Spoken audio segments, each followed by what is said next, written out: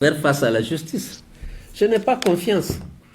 L'illustration, je le répète ici, c'est l'affaire du logement. Je vais vous rappeler, parce que c'est pas ça, c'est pas la maison, j'ai pas investi. C'est 2 chambres et un salon qui fait l'objet de tout ça. Dans un quartier vraiment populaire maintenant, parce que le quartier là et tout. J'ai acheté, après une évaluation indépendante, au prix du marché, j'ai contracté un emprunt auprès de la Société Générale, qui a émis un chèque de banque, qui a mis l'hypothèque, qui avec un échéancier que j'ai remboursé régulièrement. Dadis, lorsqu'il est venu, il a affecté le jugement à Mathurin. Il ne savait pas que c'était acheté. Lorsqu'il a reçu les papiers, il m'a appelé pour s'excuser. Alpha, lorsqu'il est venu, on lui a dit non, c'est l'occupe. Lorsqu'il a vu les papiers et tous les trucs, il a dit bon, les gens voulaient que je prenne ta maison, mais je n'aime pas les règlements de compte. Moi, j'ai vu que tout est à règle. Je dis bon, très bien, président. Mais là, je n'ai pas eu le temps de m'expliquer. J'ai reçu une lettre de quitter. J'ai consulté les avocats. Ils m'ont dit non. La première chose, c'est de saisir le juge à référer pour qu'il mette fin à l'effet de l'ordre d'expulsion. Parce que la lettre du patrimoine bâti, c'est de dire de vider dans 14 jours avant le 28 février à 10h30. Je reçois la lettre le 14. J'écris, je suis surpris qu'une telle lettre me vienne de votre service. C'est vous qui avez encaissé le chèque de banque numéro. C'est vous qui avez délivré la quittance libératoire numéro, donc copie si. C'est vous qui avez écrit à la conservation pour demander de faire la mutation. Votre service. Je ne comprends pas. Le juge a référé et dit que c'est incompétent. On lui avait demandé que de surseoir à l'effet de la lettre jusqu'à ce que le problème de fond soit examiné. Si maintenant les avocats ont dit s'il y a quelqu'un qui prétend connaître, on va confronter avant qu'on sache qui a des droits sur la propriété. Donc, lorsqu'elle a dit qu'elle est incompétente, je me suis concerté avec Sidi, on a dit qu'il faut sortir. Vaut mieux parce qu'il y avait tellement de campagnes d'intimidation, une volonté d'humiliation. Vous l'avez, la Guinée, c'est dans la culture humiliée. On a quitté.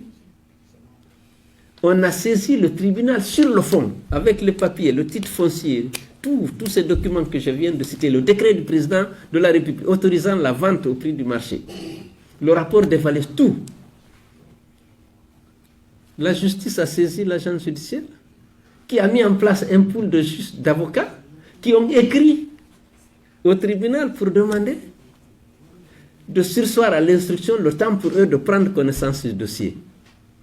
C'est quelques jours après qu'on a démoli systématiquement la maison. Jusqu'à présent, il n'y a pas de décision. Et après, on a tracé une école, on a travaillé nuit et jour pour faire 1+3 et dire c'est l'école. Et inauguré dans le faste. Jusqu'à présent, le dossier est suspendu à la justice. Cette justice-là, je ne peux pas dire que j'ai peur, mais je n'ai pas confiance. Puisqu'ils n'ont pas attendu, c'est le même. C'est le même CNRD qui se plaint contre moi dans l'affaire de Erguinet. C'est un dossier qui vient de 20 ans.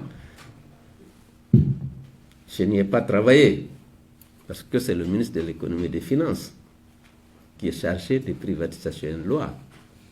Il a mis une commission en place dont les noms existent. Il n'y a aucun cas de l'aviation civile qui relevait de moi à l'époque ou du cabinet. Ils ont liquidé l'entreprise. Ils ont mis en place le plan social. Ils ont réglé les droits des travailleurs. Ils ont fait l'inventaire des actifs cessibles. Ils ont déterminé les prix, négocié avec le repreneur sans aucune participation d'aucun cadre de transport. Les documents existent. Mais j'étais le premier ou le seul à être convoqué. Je ne sais pas. Bon, bref, évidemment, avec ça, vous vous inquiétez, vous posez la question comment ça va se passer. S'il y a beaucoup de gens aussi en prison, et bon, vous êtes... bon. Je cherche à m'assurer que la justice, le droit sera dit et je n'ai aucune raison de m'exiler définitivement. Mais je cherche à savoir. Parce que la manière, le comportement des autorités dans l'affaire de la maison suscite chez moi des interrogations. Parce qu'après ça, on a vu que dans les lois, le code de procédure, hein, les délais à partir desquels frappent les infractions, la prescription, ça s'est dépassé, mais le président a pris une ordonnance pour dire qu'il n'y a plus de prescription pour les infractions économiques. Parce qu'il y a c'est en 2002, ça fait 20 ans et plus maintenant. 21 ans. Donc voilà, j'ai des interrogations. Voilà.